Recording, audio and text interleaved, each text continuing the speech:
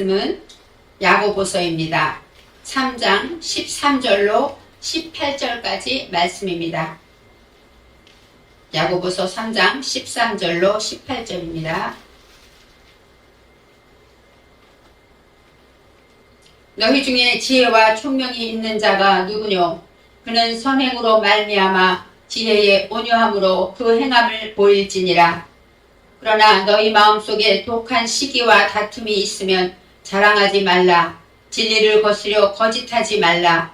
이러한 지혜는 위로부터 내려온 것이 아니요 세상적이요 정욕적이요 마귀적이니 시기와 다툼이 있는 곳에는 요란과 모든 악한 일이 있음이니라.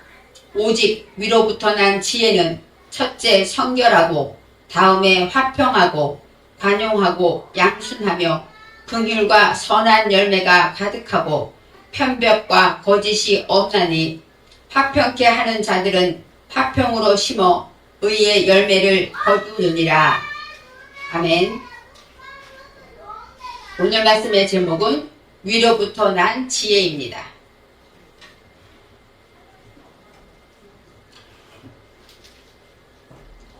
야고보서는 우리가 잘 알듯이 예수님의 동생 야고보가 기록한 글이라고 편지라고 알고 있습니다. 야고보는 처음에는 형인 예수님을 하나님의 아들로 믿지 않았어요. 그러다가 부활하신 다음에 예수님이 직접 야고보를 찾아갔고 그 후에 이제 예수님의 제자가 되어서 예수님을 따르고 예수님의 명령대로 오순절 마가의 다락방에 가서 기도하는 중에 성령을 받고 그때부터 이제 예수님의 증인으로 살아가는 야고보가 있습니다. 야고보는 예수님의 동생이다라는 그 이미지가 있기 때문에 특히 더 그 중에서 가장 높임을 받았어요. 그래서 예루살렘 교회의 요즘으로 말하면 총회장이 되었고 그래서 모든 기독교의 모든 것을 다스리고 주관하는 그런 큰 일을 맡게 되었습니다. 야고보가 한 일 중에는 사도 바울을 이 바울 사도를 선교사로 임명했어요. 바울 사도가 이방인에게 복음을 전할 때 유대인들은 허락이 안 됐어요. 그런데 야고보가 회의를 열어가지고 이제는 바울이 이방인에게 복음을 전해도 좋다 하고 허가를 해줬고 이방인에게 선교사로 파송하게 됩니다. 그래서 바울 사도가 이제 마음껏 복음을 전하는 데는 이 야고보의 큰 역할이 있었다고 우리는 알고 있습니다. 결국은 이 야고보는 끝까지 복음을 전하다가 이제 제사장에게 잡혀서 돌에 맞아 죽임을 당합니다. 돌에 맞아 죽임을 당하는 건 유대교식 처형법이죠.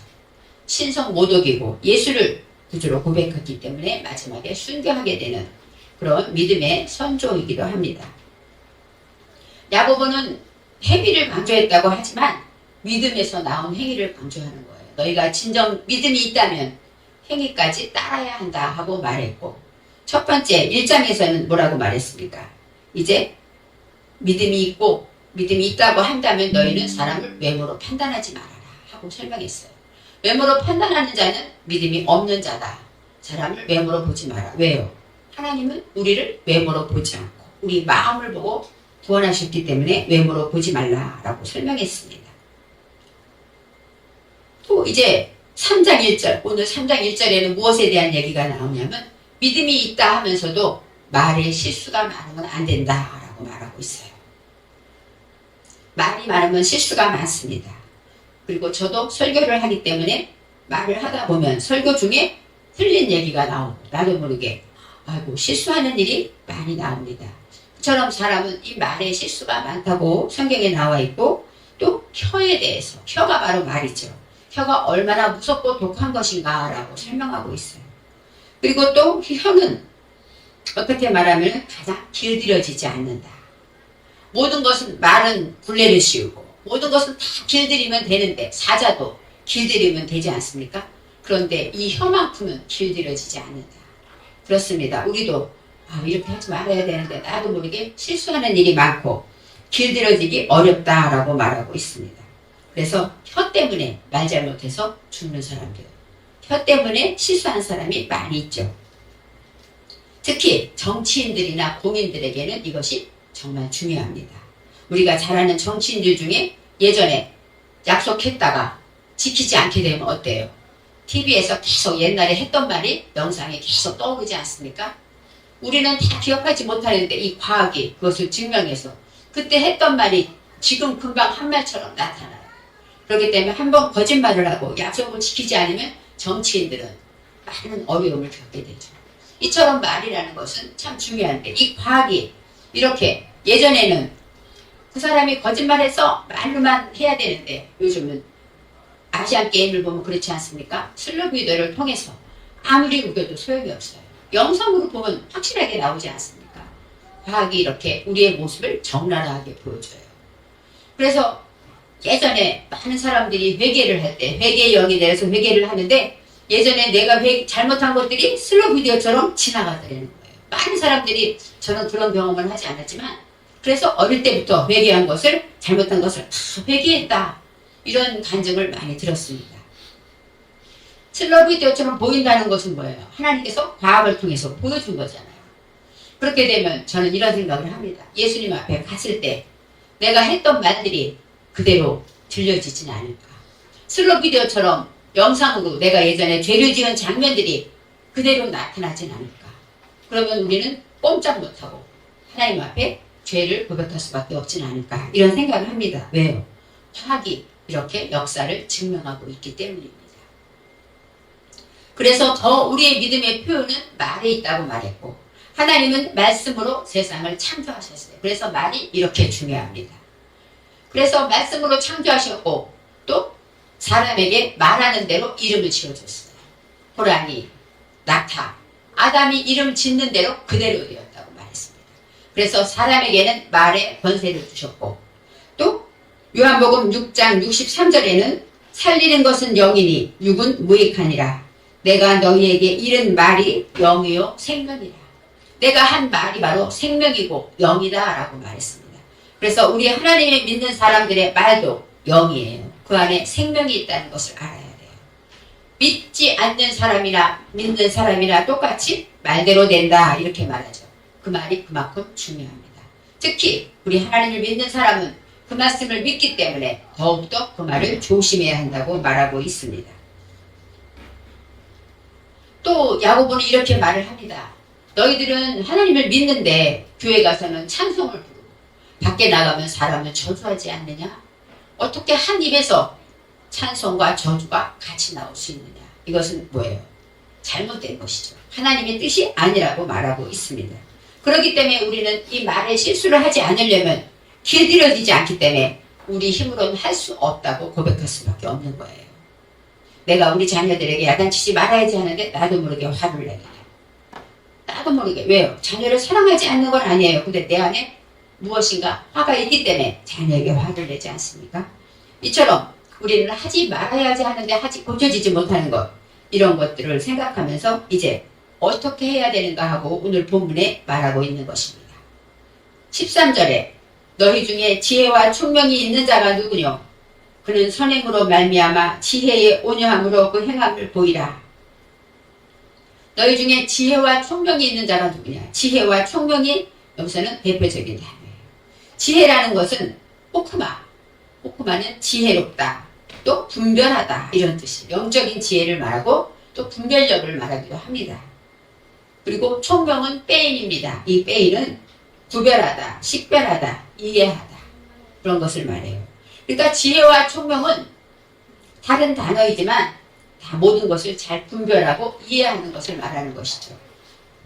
그래서 지혜와 총명이 있는 자는 선행으로 말미암아 착한 일을 하라는 거예요. 착한 행함으로 말미암아 지혜의 온유함으로 행함을 보이라. 너가 지혜가 있어?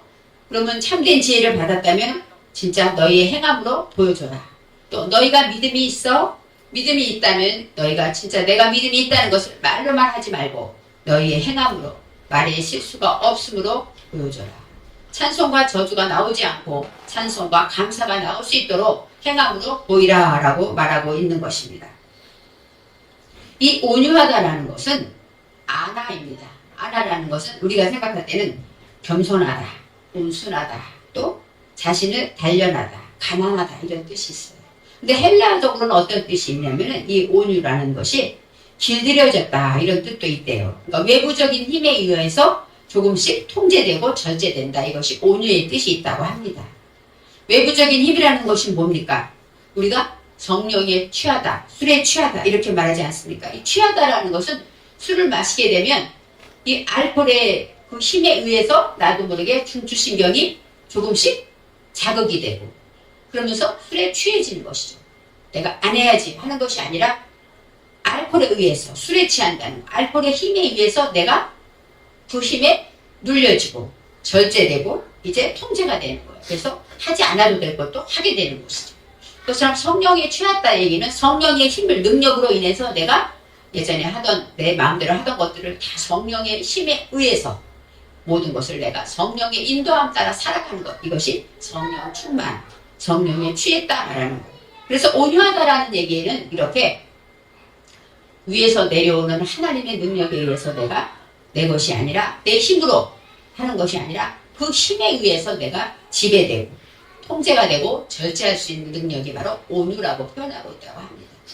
그렇습니다. 우리가 원래 착한 사람, 저 사람은 참 온유해 하고 말하죠. 그렇지만 성경에서 말하는 온유는 이렇게 위에부터 내려오는 것으로 인해서 우리가 변화되는 것. 이것이 바로 온유라고 설명할 수가 있다고 합니다.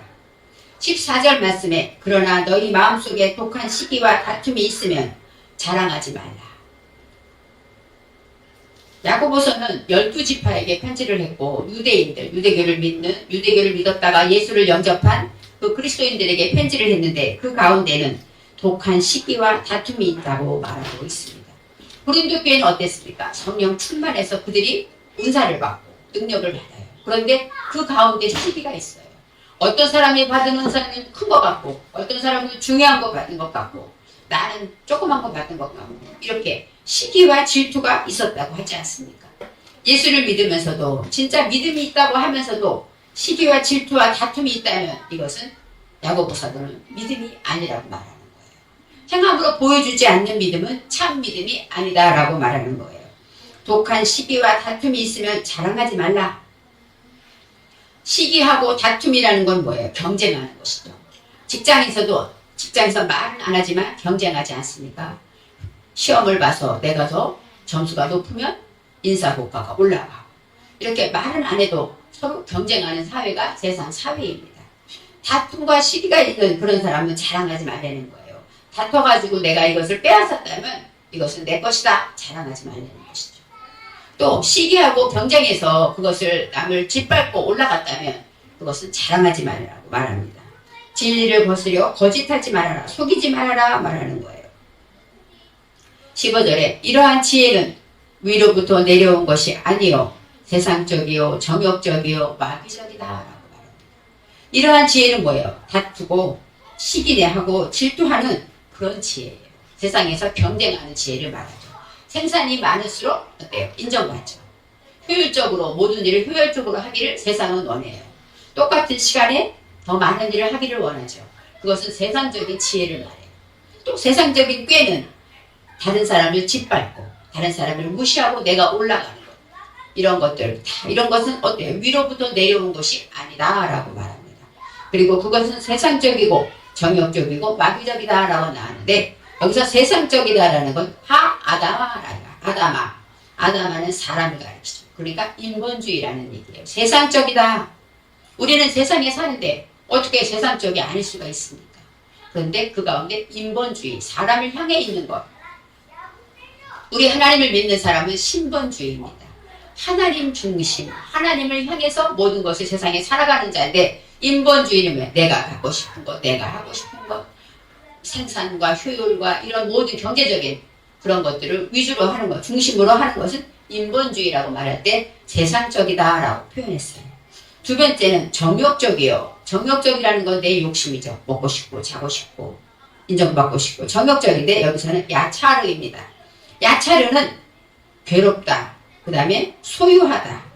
그리고 또 생각으로 근심하다. 이런 뜻이 있어요. 괴로움이 정욕적이라는 것을 말했지만 원어적으로 말하면 너희들이 갖고 이런 지혜는 겉으로는 기쁜 것 같지만 마음에는 고통이 있어. 괴로움이 있어. 라고 말하는 것이에요. 그리고 마귀적이니 이것은 샤디를 나오는데 샤데는 무엇입니까?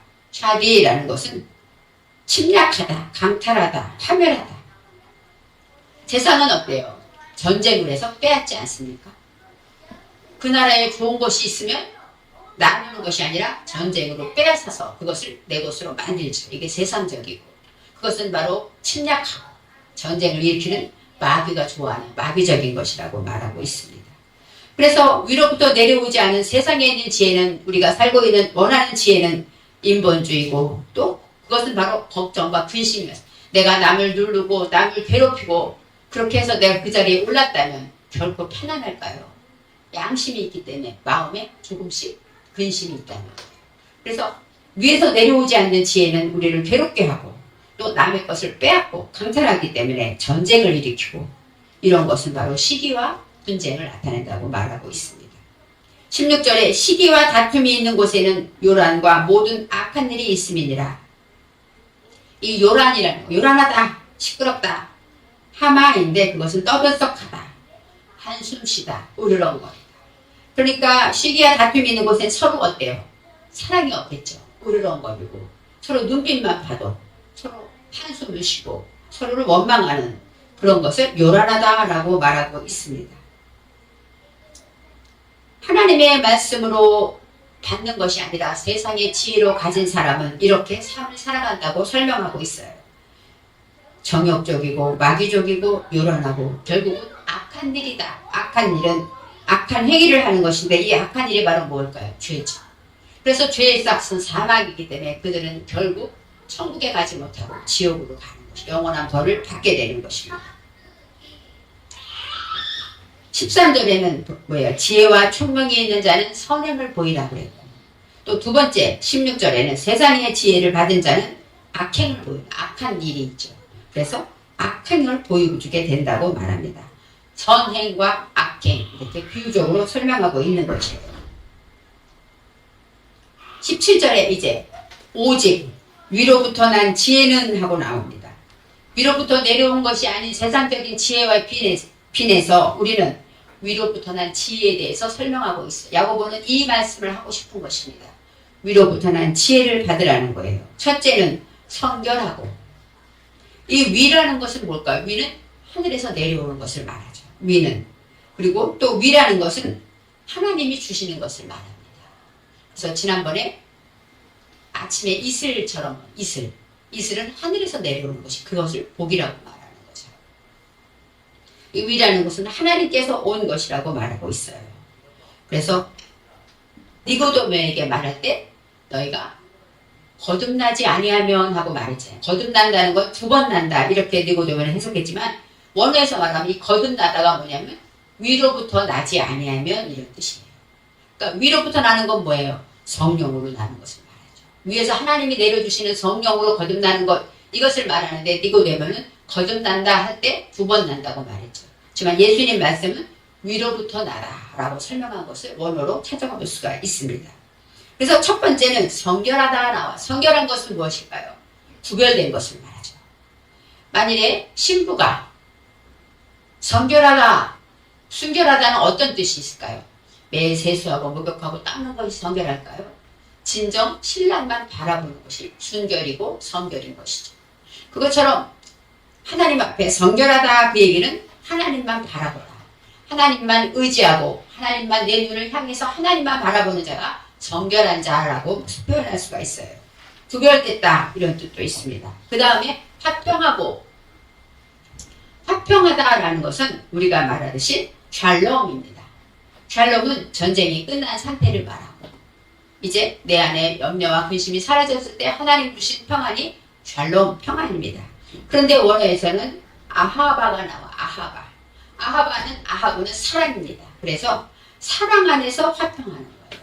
화평하되 독재적으로 하는 것이 아니라 하나님의 사랑을 받은 그 사랑으로 평화하라고 설명하고 있습니다. 로마서 12장 18절에 할 수 있거든 너희로서는 모든 사람으로 더불어 평화하라 했어요. 모든 사람으로 더불어 평화하는 것, 이것이 바로 하나님의 명령이고 하나님의 말씀인데, 여기서 이 화평 안에는 무엇이 들어있냐면 아하부, 사랑으로 화평하라는 거예요. 서로 사랑하기 때문에 화평하라는 것이죠. 명절 때 오랜만에 만난 식구들이 있지 않습니까? 그러면 서로 사랑하면 화평해요. 그런데 그 안에 서로 껄끄러운 사람이 있으면 명절에 모처럼 만나서 술 먹다가 싸우지 않습니까? 그럼 화평이 아니죠. 사랑하지 않으면 화평할 수가 없습니다. 그리고 또 평화라는 거, 화평은 어떤 것이에요? 단체에 있을 때 화평을 말하죠. 나 혼자 있는 화평이 아닙니다. 그래서 진정 위로부터 내려온 지혜는, 첫째는 무엇입니까? 성경 하나님만 바라고, 두 번째는 사랑 안에서 화평한 열매를 맺는다고 말합니다. 또 관용하다라는 것은 무엇을 하든지 너그럽게 받아들인다, 이런 뜻이 있어요. 관용하다 그러면 뭐예요? 웬만한 건 다 이해한다, 이런 뜻으로 말할 수가 있어요. 이 관용하다라는 것은 너그럽게 받아들이는 것인데, 우리가 생각할 때 그냥 관용하다 이렇게 설명하지만 이게 카라입니다. 카라는 무릎을 굽히다, 숙이다. 그리고 카프는 적용하다. 내 손바닥을 말하는 것처럼 그 모든 것을 다 내게 적용해서 다 무릎을 굽히고 숙여준다, 이런 뜻이 있습니다. 그렇지만 진정한 관용은 무엇일까요? 죄를 지으면 죄의 값을, 죄를 인정하고 그 다음에 용서를 받는 거죠. 죄를 지었는데도 아유 괜찮아, 없는 거로 해, 그것이 아니라 그것이 죄인 것을 확실히 알려주고 그 다음에 용서를 하는 것이죠. 예수님도 그랬습니다. 하나님도 우리 죄를 용서하실 때 아유 너희들이 잘못했지만 용서해 줄게가 아니라 예수님이 대신 죄의 값을 지불했죠.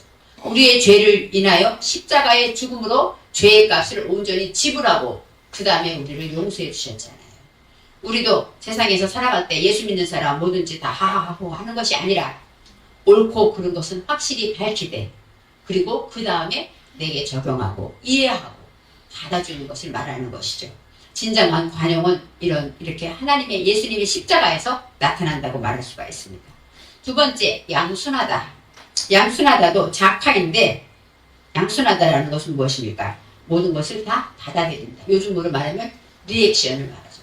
누가 말하다, 그래? 그랬어? 하고 리액션을 잘하는 것, 이것이 바로 양순하다, 순하다라고 설명할 수가 있어요. 궁휼은 라함입니다. 라함은 궁휼히 여기다, 불쌍히 여기다, 또 사랑스럽다, 이런 뜻이 있어요. 위로부터 난 지혜를 받게 되면 이렇게 열매를 맺게 되는 것이죠.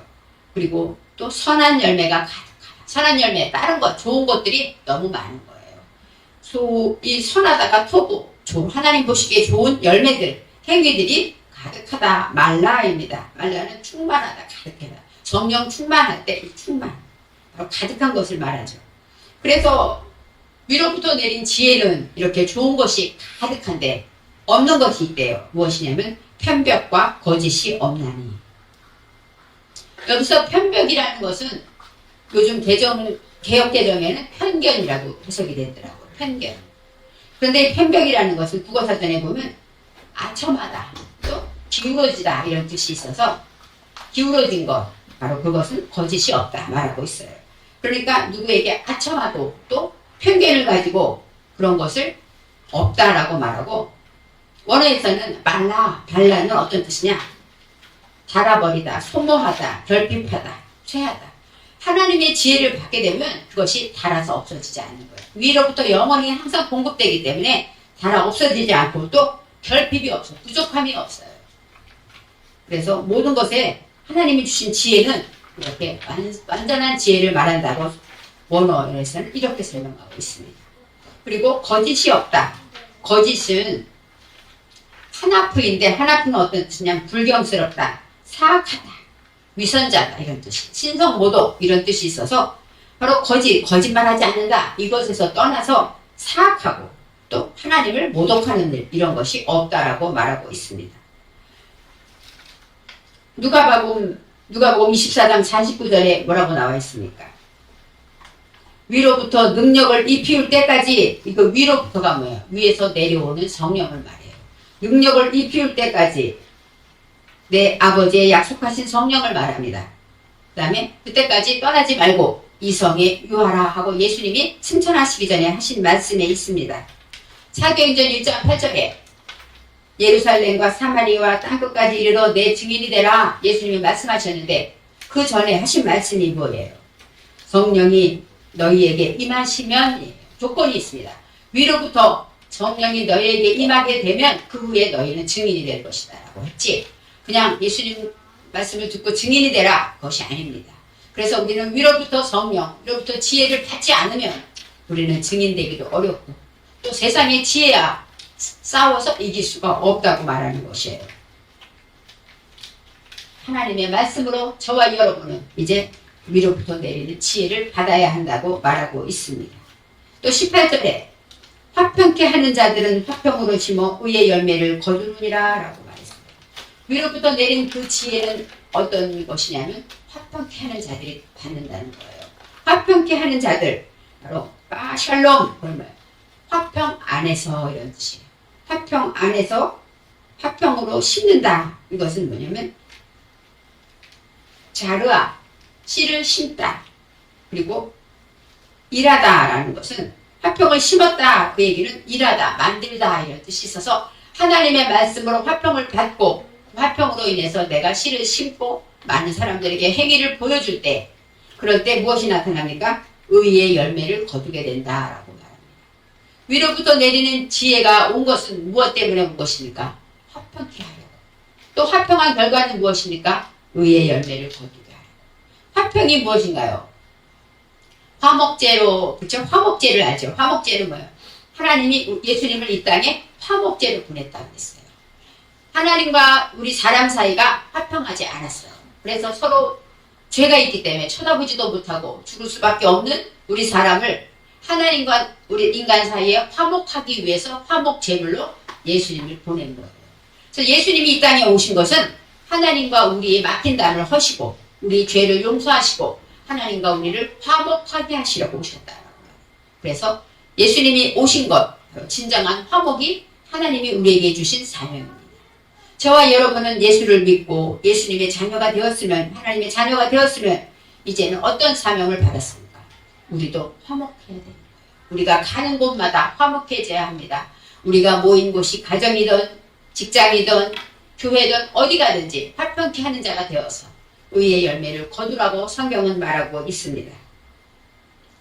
하늘의 지혜에는 이렇게 사랑과 화평과 성결과 관용과 양순과 긍휼, 이런 모든 것은 다 뭐예요? 성령의 9가지 열매와 비슷합니다. 그래서 사도 바울은 9가지 열매를 구분했지만 여기는 선한 열매가 가득하다라고 말하므로 수없이 많은 성령의 열매들을 가리키고 있어요. 하늘에서 위로부터 내려오는 지혜는 아까 말했듯이 하나님의 지혜와 총명이 있겠지만 가장 중요한 것은 성령을 말하죠. 성령이 내려오므로 우리는 지혜와 총명을 받게 된다고 말할 수가 있습니다. 그래서 세상의 지혜와 위로부터 내려오는 지혜를 온전히 비교해서 구분해주면서 너희가 위로부터 내려오는 지혜를 받아야 돼. 그래야 화목해 되고 화평해지고 하나님의 뜻을 이루게 되고, 세상의 지혜를 받게 되면 결국은 위에 있는 것 같고 머리 좋은 것 같지만 결국 근심이 있고 남을 찌르고 괴롭히는 고통이 따를 뿐이다 라고 설명해주고 있는 것입니다. 이제 위로부터 오는 지혜를 받기 위해서 우리는 무엇을 해야 되냐? 성경에서 말하고 있습니다. 첫 번째로 디모데 후서 3장 15절에 나와 있습니다. 또 내가 어려서부터 성경을 알았나니 성경은 능히 너로 하여금 그리스도 예수 안에 있는 믿음으로 말미암아 구원에 이르는 지혜가 있게 하느니라. 성경을 알아야만, 말씀을 들어야만 구원에 이르는 지혜를 받는다는 거예요. 그래서 첫 번째, 위로부터 오는 지혜를 받으려면 첫째는 말씀을 들어야 합니다. 말씀을 듣고 읽고 들은 자는 깨닫고 지켜야 되겠죠. 그래서 말씀을 알아야 된다. 성경을 알아야 된다라고 말씀하고 있습니다. 두 번째는 야고보서 1장 5절에 너희 중에 누구든지 지혜가 부족하거든 후히 주시고 꾸짖지 아니하시는 하나님께 구하라. 그리하면 주시리라 하고 말씀하셨어요. 두 번째는 기도입니다. 이제 지혜가 부족하거든, 위로부터 내리는 지혜가 갖고 싶거든 기도하라는 거예요. 말씀을 붙들고 기도하는 자에게 하나님은 필히 주신다고 말씀하셨습니다. 구하는 자에게 성령을 주시지 않겠느냐 하신 주님께서 저와 여러분이 말씀을 붙들고 오늘도 위로부터 내린 지혜, 하나님 아버지의 의의 열매를 맺기를 원합니다. 내가 가는 곳마다 화목하기를 원합니다. 이 말씀을 붙잡고 위로부터 내린 지혜를 달라고 기도하면 하나님은 주신다고 말씀하고 있습니다. 그래서 우리는 세상 사람들은 세상 지혜를 가진 사람을 똑똑하다고 인정해주고 또 높이 받들기도 합니다.